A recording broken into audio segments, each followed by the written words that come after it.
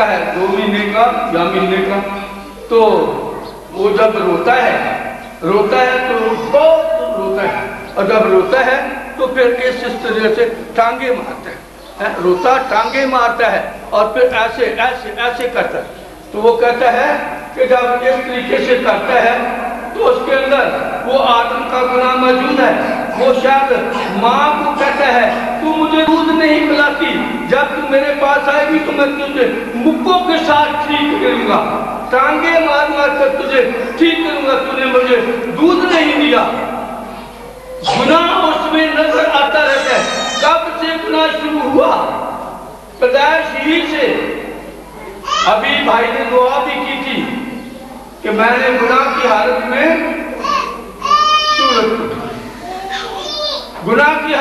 ماں کے پیٹ میں پڑا، اور وہ گناہ آج تک 100 برس ہو گیا اور میں اس کو چھوڑتا نہیں، اس لیے ملعون ہوں۔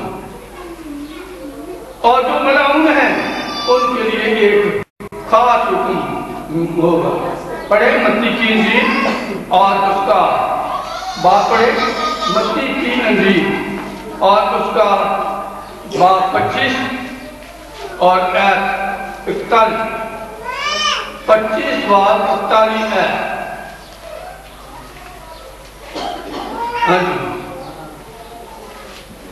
پھر وہ بائیں طرف والوں سے کہے گا، اے ملعونوں، میرے سامنے سے اس ہمیشہ کی آگ میں چلے جاؤ جو ابلیس اور اس کے فرشتوں کے لیے تیار کی گئی۔ تو کیا لکھا ہے؟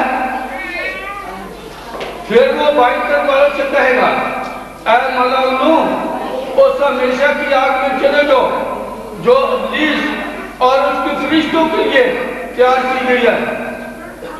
ملعونوں، اس ہمیشہ کی آگ میں چلے جاؤ جو ابلیس اور اس کے فرشتوں کے لیے تیار کی گئی۔ اب وہ جو 100 برس کا ہو گیا، 100 برس تک زندہ رہا اور برے کاموں سے توبہ نہیں کی، بدی سے توبہ نہیں کی، باز نہیں آیا، وہ بھی بیچ میں ہے، اتنا بوڑھا جس کے شاید پورے بدن پہ بال سفید ہو گئے، اتنا بوڑھا ہے، ملعون ہے، وہ بھی اسے ہمیشہ کی آگ میں چلا جائے گا، کہ لحاظ کیا جائے گا، وہ بھی اس آگ میں جائے گا۔ بے شک جب وہ 100 برس کا ہوا ہے تو گھر والوں نے بڑی خوشی کی، شاید ڈھولکی بجاتے اس کو لے کر قبرستان کی طرف جاتے ہیں اور اس کے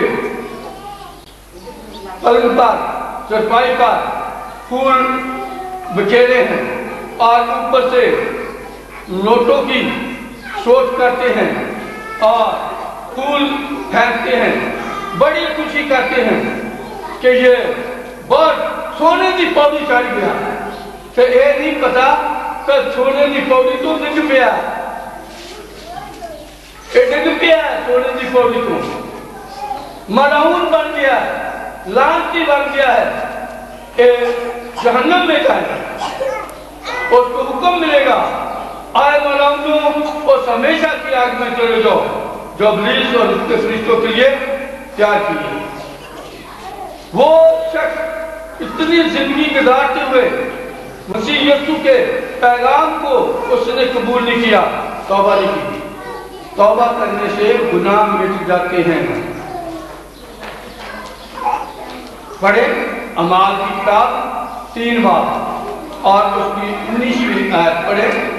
گناہ توبہ کرنے سے مٹتے ہیں، کیونکہ یسوع مسیح نے کہا میں نے ان کو وقت دیا ہے کہ وہ توبہ کریں، جب توبہ کرتے ہیں تو گناہ مٹ جاتے ہیں۔ بس توبہ کرو اور جو لاؤ تاکہ تمہارے گناہ مٹائے جائیں۔ تو کیا لکھا ہے؟ توبہ کرو، رجوع لاؤ تاکہ تمہارے گناہ مٹائے جائیں۔ اور جو کوئی شخص توبہ نہیں کرتا، اتنی زندگی گزر گئی، 100 سال گزر گیا، 65 سال گزر گئے، 70 سال گزر گئے، 80 سال گزر گئے، تو پھر ابھی تک توبہ نہیں کی، وہ ملعون ہے اور وہ ہمیشہ اس جہنم میں جلتا رہے گا، جہاں نہ اس کا کیڑا مرے گا نہ آگ ملے گی۔ تو یہ ساتھ ہمارے لیے तब ही खुशी का साल हो सकता है अगर आज हम अपनी पुरानी जिंदगी को बदल दें। पुरानी चीजें चलती रहे। आज ये फैसला किया जाए, मेरी जिंदगी में जितनी पुरानी बातें थी, मैं चोर था, मैं शराबी था, मैं गालियां निकालने वाला था, मैं ज़िनाकार था, मैं ठगबाज था, मेरे जिंदगी में हर किस्म का गुनाह था, आज मैं तौबा करके नया बनता हूं, क्योंकि यीशु मसीह नया बनाने के लिए आया। मुकाशवा की किताब में से पढ़े एक हवाला, मुकाशवा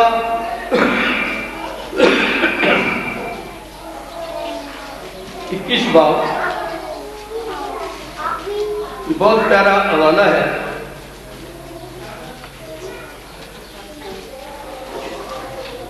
यीशु मसीह के आने का मकसद ज़ाहिर होता है, तो उसने कहा कि मैं सब कुछ नया बना देता हूँ। मैं सब कुछ नया बनाने के लिए आया और मैं सब कुछ नया बना देता हूँ।